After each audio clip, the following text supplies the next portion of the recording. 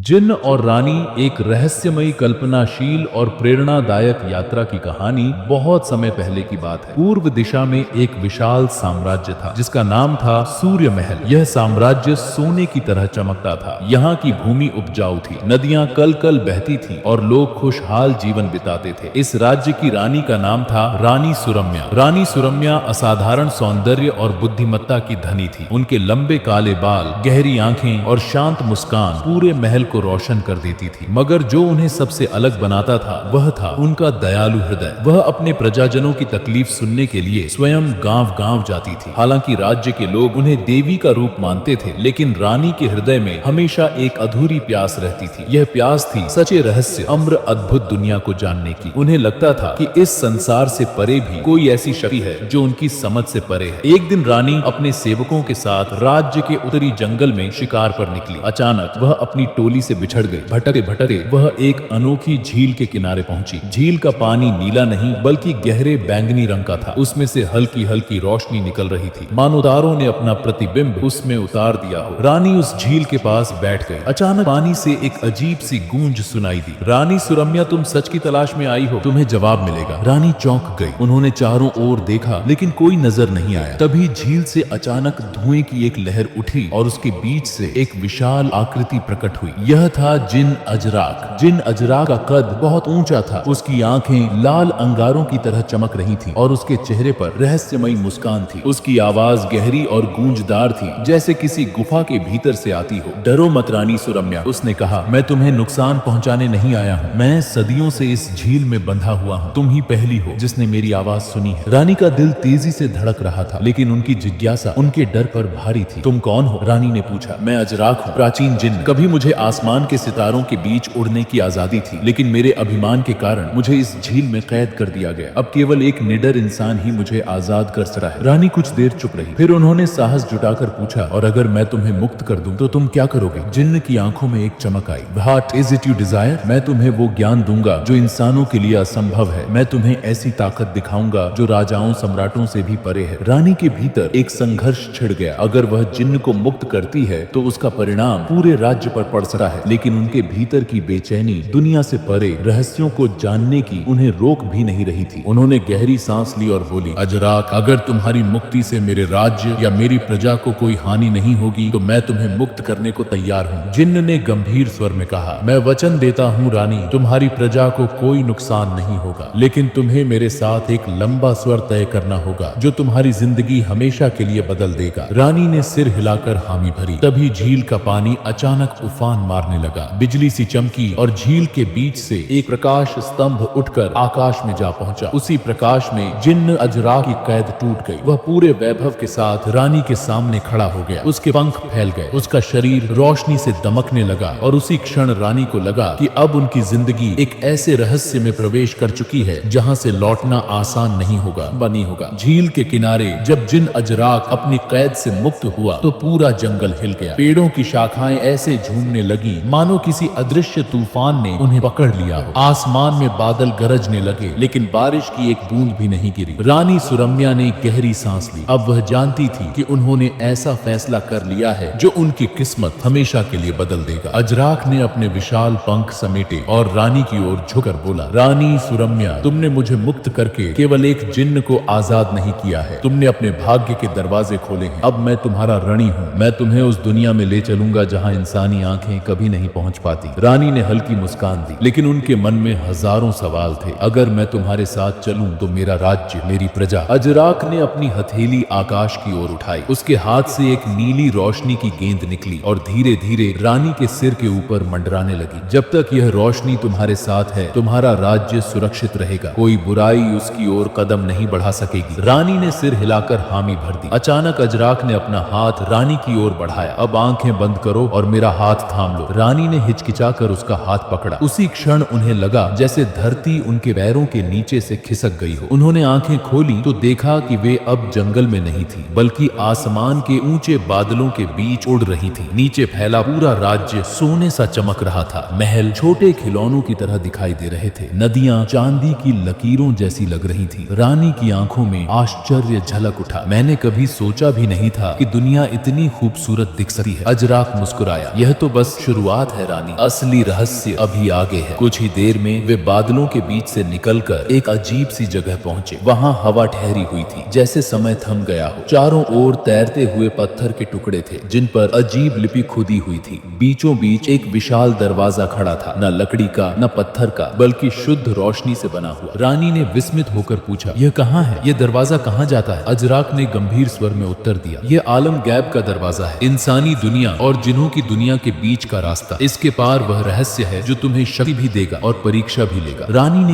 एक पल सोचा। उनका दिल कह रहा था कि यह सफर उनकी जिंदगी की सबसे बड़ी खोज है। उन्होंने साहस के साथ कहा, दरवाजा खोलो। अजराक, मैं तैयार हूँ। जैसे ही अजराक ने मंत्र पढ़ा, दरवाजा धीरे धीरे खुलने लगा। उसे तेज रोशनी निकली जिसने पूरे आसमान को रोशन कर दिया। रानी ने भीतर कदम रखा और देखा कि उनके सामने एक बिल्कुल अलग दुनिया थी। यह जगह नीले हरे आसमान, तैरते हुए किलों और चमकते हुए प्राणियों से भरी थी। यहाँ ना दिन था ना रात, सब कुछ एक रहस्यमयी उजाले में नहाया हुआ था। दूर दूर तक अलग अलग जीव उड़ रहे थे, कोई आधा इंसान आधा पक्षी, कोई केवल रोशनी का गोला। पहाड़ ऐसे थे जो हवा में लटके हुए थे और नदियां ऊपर की ओर बह रही थी। रानी विस्मित होकर बोली, यह तो किसी सपने जैसा है। अजराग ने धीरे से कहा, यह सपना नहीं हकीकत है, लेकिन यहाँ हर कदम तुम्हारी परीक्षा होगी। तुम्हें इस सफर में अपने साहस, दया और बुद्धि को साबित करना होगा, क्योंकि केवल वही इंसान इस संसार के रहस्य को समझ पाता है जिसके हृदय में स्वार्थ नहीं बल्कि सच्ची खोज की प्यास हो। रानी ने दृढ़ स्वर में कहा, मैं तैयार हूँ। पहली परीक्षा। जैसे ही उन्होंने यह कहा, अचानक जमीन कांपने लगी। सामने से एक विशाल छाया दानव प्रकट हुआ। उसका शरीर धुएं से बना था, उसकी आंखें लाल अंगारों की तरह चमक रही थी। अजराक ने रानी की ओर देखा और बोला, यह इस दुनिया का रक्षक है। यह परखता है कि आने वाला आगंतुक योग्य है या नहीं। अब समय है रानी, तुम्हारे साहस को साबित करने का। रानी ने अपनी तलवार निकाली, लेकिन तुरंत उन्हें एहसास हुआ तलवार इस प्राणी पर असर नहीं करेगी। उन्होंने अपनी आंखें बंद की और अपने दिल की गहराई से एक ही प्रार्थना की, मेरी प्रजा सुरक्षित रहे और मुझे सच्चाई तक पहुंचने की शक्ति मिले। अचानक उनकी हथेली में एक नीली लौ प्रकट हुई। यह वही रोशनी थी जो अजराक ने उन्हें दी थी। रानी ने साहस के साथ उस लौ को उठाया और छाया दानव की ओर बढ़ी। जैसे ही लौ ने दानव को छुआ, धुआं बिखर गया और हवा में विलीन हो गया। अजराक की आंखों में गर्व झलक उठा। तुमने पहला कदम पार कर लिया रानी सुरम्या, अब असली सफर शुरू होता है। छाया दानव के गायब होते ही पूरा वातावरण शांत हो गया। हवा में अब डर नहीं बल्कि एक अजीब सी मिठास घुल गई थी। रानी सुरम्या ने गहरी सांस ली और नीली लौ को देखते हुए मुस्कुराई। उनके मन में यह विश्वास जग चुका था कि वे इस रहस्यमयी दुनिया में अपनी जगह बना सकती हैं। अजराक ने संतोष भरी आवाज में कहा, रानी तुमने पहला इम्तिहान पार किया है, लेकिन आगे का रास्ता और कठिन होगा। अब हमें पहुंचना है गुप्त राजों की गुफा तक। वही जगह है जहां इस आलम गैब का सबसे बड़ा रहस्य छिपा है। रानी की आंखों में जिज्ञासा चमक उठी। वहां हमें क्या मिलेगा? अजराक ने धीमे स्वर में कहा, वहां तुम्हें सच का आईना मिलेगा। ये आईना केवल उन लोगों को दिखाई देता है जिनके दिल में छल नहीं होता। इसमें तुम्हें अपनी आत्मा का असली रूप दिखेगा। लेकिन सावधान, कई लोग इस आईने तक पहुंचने से पहले ही हार मान जाते हैं। दोनों आगे बढ़े। रास्ता आसान नहीं था। उन्हें ऐसे पहाड़ों से गुजरना पड़ा जो हवा में तैर रहे थे। हर पहाड़ पर अलग अलग जीव रहते थे। एक पहाड़ पर तो पूरा जंगल था जिसमें पेड़ उल्टे उगे हुए थे, उनकी जड़ें आसमान में और शाखाएं नीचे की ओर। उन पेड़ों से सुनहरी बूंदें टपकती और हवा में लटक जाती मानो समय थम गया हो। रानी ने उन बूंदों को छूने की कोशिश की, लेकिन अजराक ने उन्हें रोक लिया। नहीं, इन्हें मत छूना, ये यादों की बूंदें हैं। इन्हें छूते ही तुम्हारी सबसे गहरी याद तुम्हें हमेशा के लिए बांध सकती है। रानी ने हैरान होकर हाथ पीछे खींच लिया। इस दुनिया का हर नियम कितना अलग है। अजराक मुस्कुराया, हाँ, यहाँ की हर चीज तुम्हारी आत्मा को परखती है। चमकते पुल पर परीक्षा। आगे जाकर उन्हें मेघ चमकते हुए पुल को पार करना था। पुल कांच की तरह पारदर्शी था और उसके नीचे गहरी खाई थी जिसमें तारों जैसी रोशनी टिमटिमा रही थी। जैसे ही रानी पुल पर कदम रखती, उनके सामने उनकी ही परछाई खड़ी हो जाती। लेकिन यह परछाई वैसी नहीं थी जैसी वे जानती थी। ये स्वार्थी, निर्दयी और अभिमानी रानी थी। परछाई हंसकर बोली, तुम्हें लगता है कि तुम दयालु हो, सच तो यह है कि तुम ज्ञान की भूखी हो। तुम्हारी खोज स्वार्थ है, तुम बस ताकत चाहती हो। रानी का दिल डगमगा गया। कुछ पल को उन्हें में लगा कि परछाई सच कह रही है, लेकिन तभी उन्होंने गहरी सांस लेकर शांत स्वर में कहा, हाँ, मैं ज्ञान की भूखी हूँ, लेकिन मेरा ज्ञान मेरे राज्य और मेरी प्रजा के लिए है। अगर यह प्यास मुझे स्वार्थी बनाती है तो मैं उसे भी स्वीकार करती हूँ। जैसे ही उन्होंने यह कहा, परछाई धीरे धीरे टूटकर धुंध में बदल गई और पुल स्थिर हो गया। अजराक ने गर्व से कहा, शाबाश रानी, बहुत कम लोग अपनी सच्चाई को स्वीकार करने का साहस रखते हैं, यही तुम्हारी असली ताकत है। कई इम्तिहानों के बाद वे अंततः उस जगह पहुंचे जहां गुफा का द्वार था। यह गुफा साधारण नहीं थी, उसका दरवाजा किसी जीवित प्राणी की तरह सांस ले रहा था। दीवारों पर अजीब सी आकृतियां बनी थीं, जो कभी रोती कभी हंसती। गुफा के द्वार पर एक वृद्ध जिन्न खड़ा था। उसकी दाढ़ी सफेद धुएं जैसी थी और आंखों में ब्रह्मांड का अंधेरा झलकता था। उसने रानी को देखते ही कहा, सिर्फ वही अंदर जा सका है जो अपने दिल की गहराई से सच्चा है। तुम्हें 3 सवालों का जवाब देना होगा। अगर तुम असफल हुई तो यह गुफा तुम्हें हमेशा के लिए निगल जाएगी। रानी ने साहस से कहा, पूछो वृद्ध। जिन्ह ने पहला सवाल किया, सता और करुणा में से तुम किसे चुनोगी अगर दोनों साथ ना रह सके? रानी ने बिना सोचे कहा, करुणा सदा, बिना करुणा के बर्बादी है। दूसरा सवाल आया, तुम्हारी सबसे बड़ी कमजोरी क्या है? रानी ने गहरी सांस ली और स्वीकार किया, मेरी अधूरी प्यास। मुझे डर है कि यह प्यास मुझे भटका सके। तीसरा सवाल सबसे कठिन था, अगर तुम्हें अपने राज्य और इस रहस्य में से किसी एक को चुनना पड़े तो क्या चुनोगे? True power. रानी का दिल कांप गया। उन्होंने आंखें बंद की और अपने लोगों का चेहरा याद किया। फिर दृढ़ता से बोली, मेरा राज्य, मेरी प्रजा ही मेरी आत्मा है। जिन्न मुस्कुराया और बोला, तुम्हारे जवाब तुम्हारी सच्चाई बताते हैं। तुम अंदर जा सकती हो। गुफा के भीतर जैसे ही रानी और अजराक गुफाबा में दाखिल हुए, उन्हें महसूस हुआ कि वे किसी दूसरी ही दुनिया में आ गए हैं। दीवारें चमक रही थीं और बीचों बीच रखा था सच का आईना। वह आईना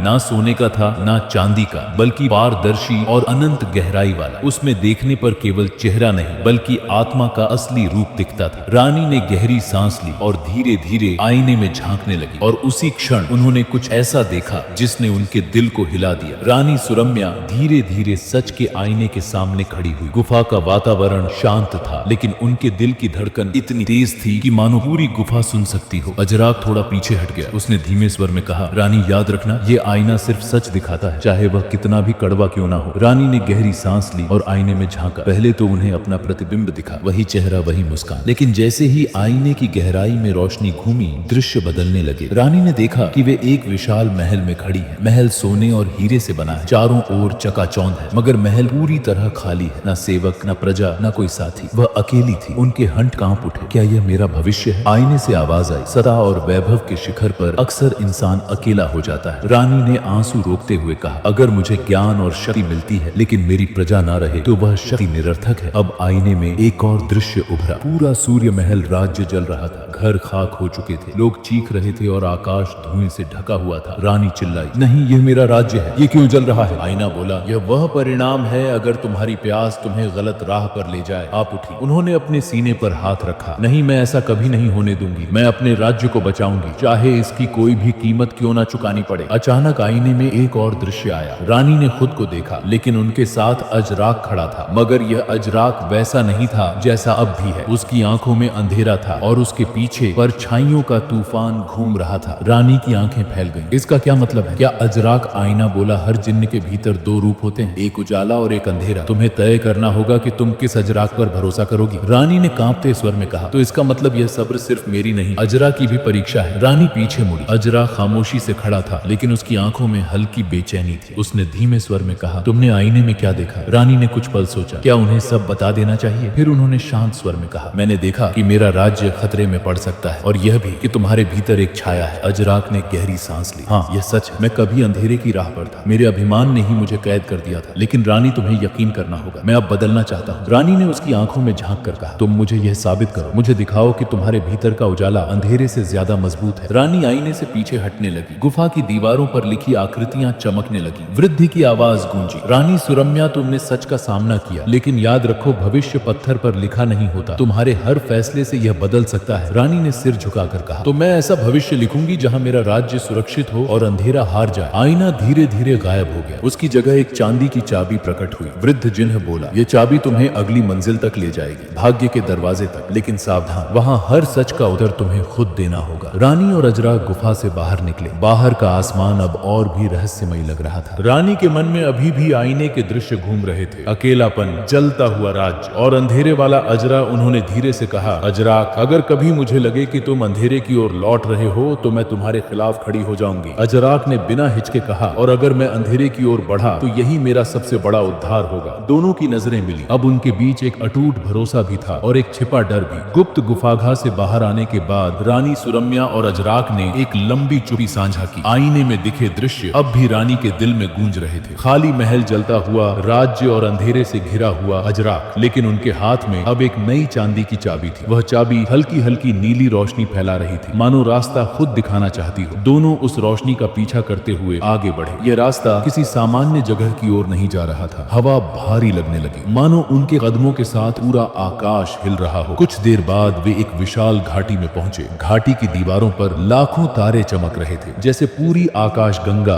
यहाँ कैद हो। घाटी के बीचों बीच एक विशाल दरवाजा खड़ा था। यह वही था, भाग्य का दरवाजा। दरवाजा ना पत्थर का था ना सोने का, वह बना था यादों और सपनों से। उसकी सतह पर लगातार बदलते हुए दृश्य उभर रहे थे, कभी बच्चों की हंसी, कभी बूढ़ों की आहें, कभी युद्ध, कभी प्रेम। रानी ने विस्मित होकर कहा, यह दरवाजा तो मानो पूरी दुनिया का इतिहास समेटे हुए है। अजरा गंभीर स्वर में, यह भाग्य का दरवाजा है। यहाँ हर इंसान और जिन्न के भविष्य की डोर जुड़ी होती है। इसे खोलने के लिए केवल चाबी ही नहीं, बल्कि तुम्हारे दिल की सच्चाई भी चाहिए। दरवाजे की पहेली रानी ने चांदी की चाबी दरवाजे में लगाई, लेकिन दरवाजा तुरंत नहीं खुला, बल्कि उसके ऊपर चमकते अक्षर उभर आए। जो अपना भाग्य बदलना चाहता है, उसे पहले अपना अतीत स्वीकार करना होगा। 3 परछाइयों का सामना करो और तभी यह द्वार खुलेगा। रानी ने अजराक की ओर देखा, तो इसका मतलब मुझे अपने अतीत से गुजरना होगा। अजराक ने सिर झुकाया, हाँ, और यह सबसे कठिन परीक्षा होगी। पहली परछाई, खोया हुआ बचपन। दरवाजा चमका और रानी खुद को अपने बचपन में पाई। वे वही छोटी राजकुमारी थी जो महल के बगीचे में खेल रही थी, लेकिन तभी उन्हें याद आया, बचपन में उन्होंने अपनी सबसे प्रिय सहेली को खो दिया था, जो बीमारी से मर गई थी। अब वह सहेली उनके सामने खड़ी थी। उसने मासूम आंखों से कहा, तुम मुझे क्यों नहीं बचा पाई सुरम्या? तुम्हारे पास सब कुछ था, दवा, वैद्य, ताकत, फिर भी मैं अकेली मर गई। रानी के दिल में गहरा दर्द उठा, उनकी आंखों से आंसू बह निकले।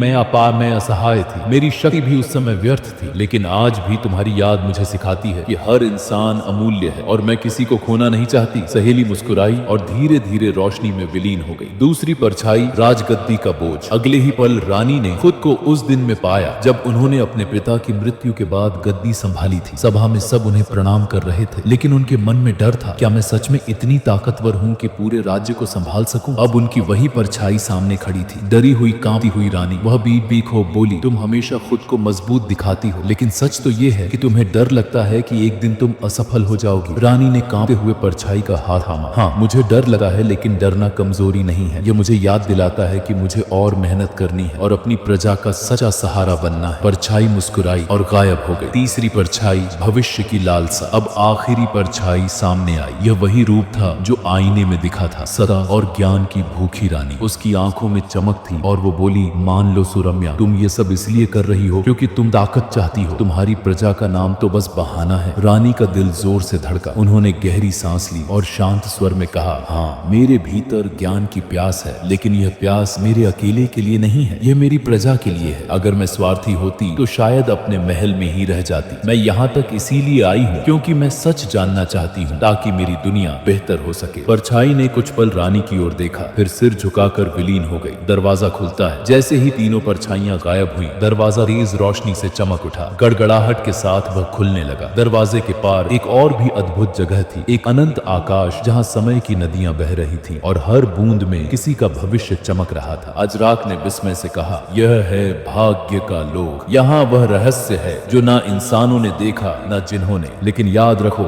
यहाँ का हर उदर तुम्हारी किस्मत बदल देगा। रानी ने दृढ़ता से कदम बढ़ाए। तो चलो अजराक, अब मैं अपना भाग्य खुद लिखूंगी। दरवाजा खुलते ही रानी सुरम्या और जिन अजराक ने कदम आगे बढ़ाए, जैसे ही वे भीतर पहुंचे, उन्हें लगा कि वे किसी दूसरी ही सृष्टि में आ गए हैं। समय का लोक। यह जगह धरती या आसमान जैसी नहीं थी। चारों ओर सिर्फ नदियां बह रही थी, मगर यह साधारण नदियां नहीं थी। हर नदी तरल चांदी जैसी चमक रही थी और उसके हर कतरे में कोई दृश्य झिलमिला रहा था। कहीं किसी बच्चे का जन्म, कहीं युद्ध की आग, कहीं प्रेम की पहली मुस्कान, कहीं किसी बूढ़े की अंतिम सांस। यह थी समय की नदियां। अजराक ने गहरी आवाज में कहा, रानी, यह वही लोक है जहां हर आत्मा का अतीत, वर्तमान और भविष्य बहता है। यहाँ अगर कोई सावधानी ना बरते तो समय की धारा उसे हमेशा के लिए बहा ले जाती है। रानी ने विस्मित होकर कहा, तो इसका मतलब हम इन नदियों में झांककर किसी का भविष्य देख सकते हैं? अजराक ने गंभीरता से सिर हिलाया। हाँ, लेकिन याद रखना, भविष्य कभी स्थिर नहीं होता। तुम्हारी नजर ही उसे बदल सकती है। पहली नदी, प्रजा का भविष्य। रानी एक चमकी हुई नदी के पास पहुंची। उसकी लहरों में उन्होंने अपने राज्य सूर्य महल को देखा। शुरुआत में सब शांत था। बच्चे खेल रहे थे, किसान फसल काट रहे थे, सैनिक पहरा दे रहे थे, लगे, लेकिन अचानक दृश्य बदल गया। आसमान काला हो गया, धरती फटने लगी और लोगों की चीखें गूंजने लगी। रानी का दिल जोर से धड़का।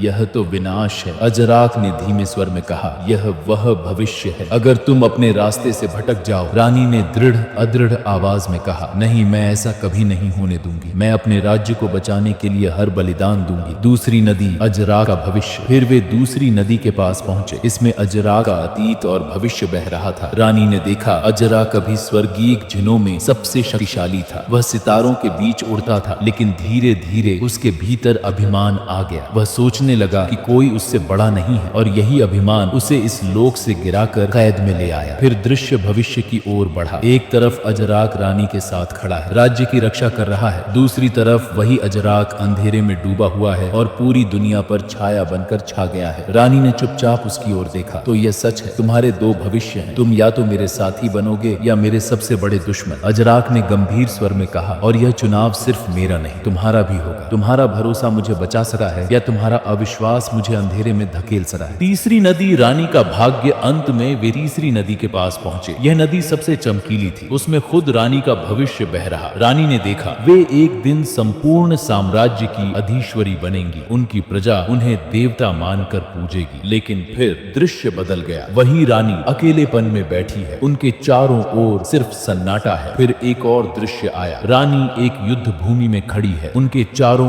ओर अंधेरा और रोशनी की सेना है। उनके एक हाथ में नीली लौ है और दूसरे हाथ में अजराक कैद की जंजीरें। रानी की सांसें तेज हो गई। तो यह है मेरा भाग्य, मुझे एक दिन इस आलम की सबसे बड़ी जंग लड़नी होगी। समय का संरक्षक। अचानक नदियां उफान मारने लगी। चांदी की लहरों से एक विशाल प्राणी उभारा। उसका शरीर बहते पानी से बना था और उसकी आंखें घड़ी की सुइयों की तरह घूम रही थी। उसने गूंजती आवाज में कहा, कौन है जो समय की नदियों में झांकने आया है? हर दर्शन की कीमत होती है और यह कीमत तुम्हें चुकानी होगी। रानी ने साहस से कहा, मैं अपनी प्रजा और अपने भविष्य के लिए आई हूँ। जो भी कीमत हो मैं देने को तैयार हूँ। प्राणी गर्जा, तो तैयार हो जाओ, तुम्हें अपनी अगली परीक्षा का सामना करना होगा। समय की भूल भुलैया भाग दो देखने के लिए चैनल को सब्सक्राइब करके